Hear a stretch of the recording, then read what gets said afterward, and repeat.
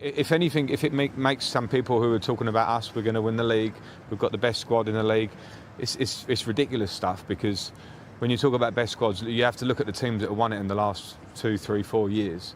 Their squads are full of strikers and wingers that score 30, 40 goals a season. Midfield players that have won multiple league titles all over the place, experienced people that have won it, people that have won Champions Leagues. But we also have young players, and as a squad, we're not there.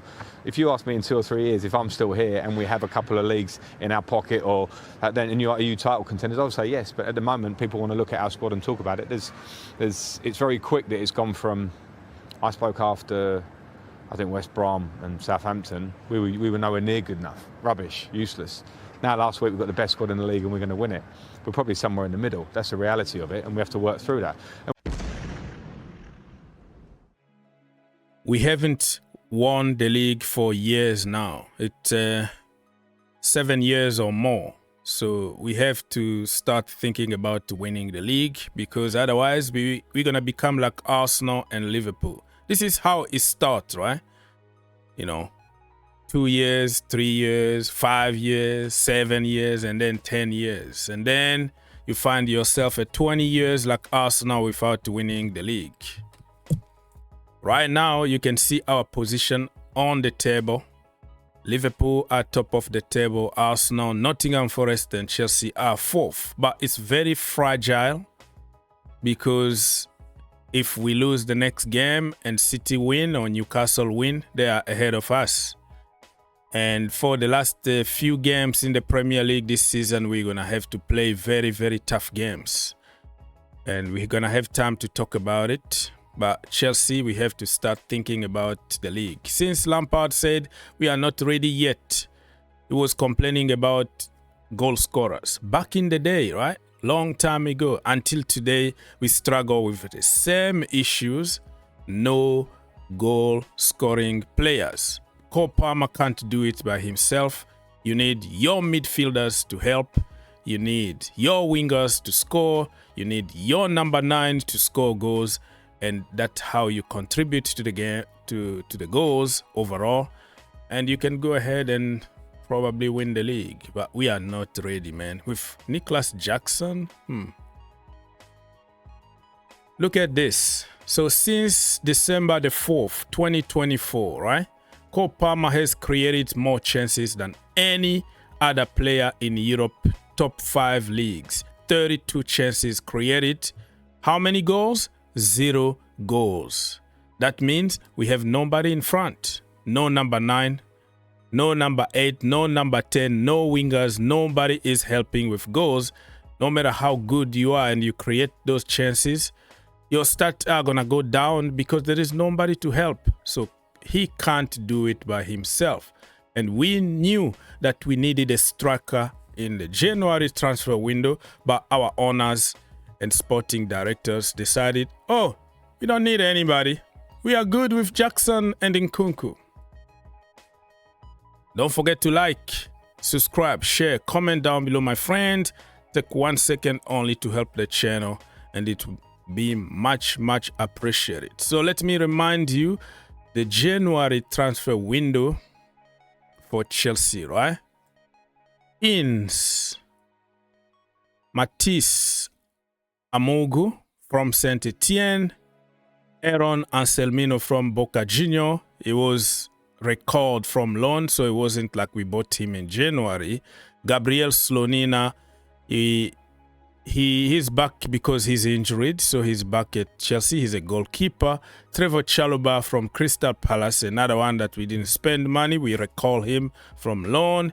David Datro Fofana, recalled from loan because he's injured at the moment, and we don't know what we're going to do with him. So do you think that Fofana can help us? If he's fit, he can, play football and help us score some goals? I don't think he's going to do worse than Jackson or Jadon Sancho. That brother loves Chelsea. He scores some amazing goals, but Chelsea never gave him a chance. Out, Disasi, João Félix, Renato Veiga, Alex Matos, Crampton, Zain, Jimmy J. Morgan, Cesare Casadei, Caleb Wiley, Somto Boniface, Kani Chukwuemeka, Ben Chilwell, and Harvey Vale. So we sold, not only sold, but we let people go to free the books, which is good to see them go and play football somewhere else. But in terms of arrivals, we didn't have many. Chalobah, very, very good one, because we need him in the defense. But the most important positions that we needed was the attack, a striker to score us goals, because we create so many chances and we don't score. So let's get to some details about the players that we bought. Let me make it clear that this is not official yet. Okay? This is a pre-agreement contract. It doesn't mean that we bought him or we spent money. It's gonna be in summer. And Mamadou Sarr is somebody who got a very good reputation in France, even when he was at Lyon. A young player, but with a lot of experience, because he played already so many games in Ligue 1, which is different than a Chelsea. Like a Chelsea, even if you are like 21 years old, you're still in the academy and you haven't really played football with men, you know, against men. You still play with a bunch of academy product who are not even in your level. So this guy got a lot of experience in his own way. He's 6'4". We need a little bit of height in the defense, and he's like, you know, giant. One of those people, almost the same size as Van Dijk. He's very aggressive, according to, you know, videos and analysis from people. He's aggressive, not afraid, you know, into like getting also in the midfield and pushing the line, you know, not like dropping the line. He's very good on like, you know, pushing the line a little bit high.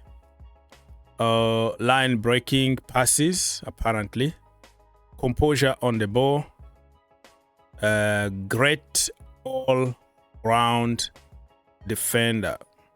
He's a freak athlete, physically imposing.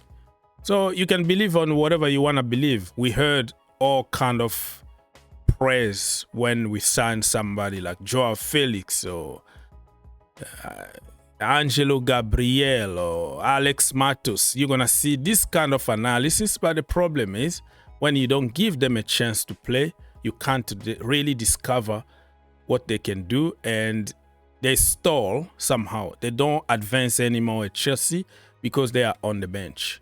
So let's hope that he's going to come at Chelsea and have playing time, even though I would have preferred Chelsea to go for a more experienced one, you know. So, but it is what it is. And remember that Lyon are a very good club in France. They have one of the best academies in the countries, where like people like Benzema came from, Ben Arfa, you know, now Cherki. You can go on and on. They always have very, very good players from the academies. And Strasbourg actually bought Mamadou Sarr from them, from Lyon. And now he's going to link up at Chelsea with the like of Malo Gusto also, that we bought from Lyon. Another one that we're going to say welcome, our brother Mr. Mathis Amougou. And 15 million package, contract valid for 8 years. That's how we we put people in jail. The danger with this long-term contract is like, you need to work. Look at my, what's his name? I even forgot his name. Oh, golly. Mudryk. Even Mudryk now, he's on 9-year contract. We signed him like for 7, and then we gave him 2 more years. And then now he might be suspended for 2 years, and I don't see any way back to Chelsea. And you have to pay him every single week, 100K a week, brother. This brother also is very promising young player. If you look at his compilations and analysis from expert, looks good, but you have to show it at Chelsea. I just don't believe that this is what we needed. For the future, yes, but we have to start by preparing the present. You don't have a future if you don't have the present. So these owners and sporting directors are putting more effort on saving money, building for the future, instead of starting by building the present and go for the future. So the strategy is he's going to learn a little bit the culture at Chelsea Football Club. I don't think he's going to have enough playing time, though. We have 1,000 midfielders. Dewsbury Hall couldn't move. And we still have like Ugochukwu and stuff. So the strategy is to loan him or like sell him to Strasbourg next season so we can get Andrew Santos into the team next season.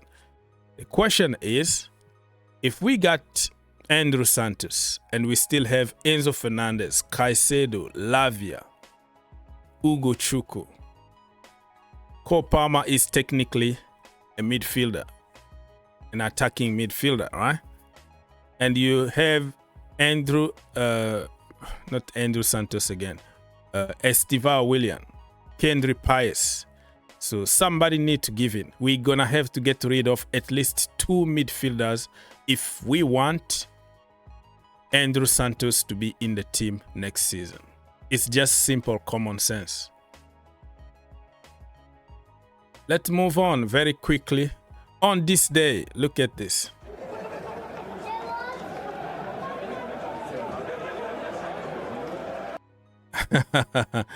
That when Chelsea used to win games in the tunnel, before even the start of the game, we already won it mentally, because even the mascot understand how the mind game is played. And you see Gerard here. Gerard lost the game that day in the tunnel because of the mascot. Oh man, I miss my Chelsea, man. I miss my Chelsea. So this is just to confirm what I just said about Andrew Santos. Apparently Maresca likes him and he's very happy with his development, blah, blah, blah. That's what we hear for the last 2 years. He's going to stay at Chelsea. He's not going on loan. The next thing you know is he's on loan. So we don't really know what's going on with this club. Chelsea believe they are focused on bringing down players' salaries, and recruiting youth is creating an environment where even signing who do not walk out for Stamford Bridge can realistically attract buyers elsewhere. So this is this is just a business model, but we just want to win. If you're gonna come up with this stupid business model of, yeah, we're gonna just buy youth, even if it doesn't work, we're gonna sell them to Saudi Arabia, brother, this is not how Chelsea works. This is not our DNA. We want to win, but I don't mind also putting some youngsters there, develop them, and create a team that nobody want to play against for now and for the future. But if the project is going to be only baby, the kindergarten project from all over the world, and then it doesn't work that way, man. Chelsea are confident that Malo Gusto and Reece James can combine to fill the hole created behind Marc Cucurella at left back and Enzo Maresca's system between now and May. Hopefully they can stay fit though. You know, if you're gonna, they don't do good from the left-hand side, let's be honest. I think Chelsea needed to replace Renato Veiga, somebody who can cover Marc Cucurella, but it's too late, so I'm not gonna even complain, because now we have just to find solutions with the players that we have. Lord have mercy.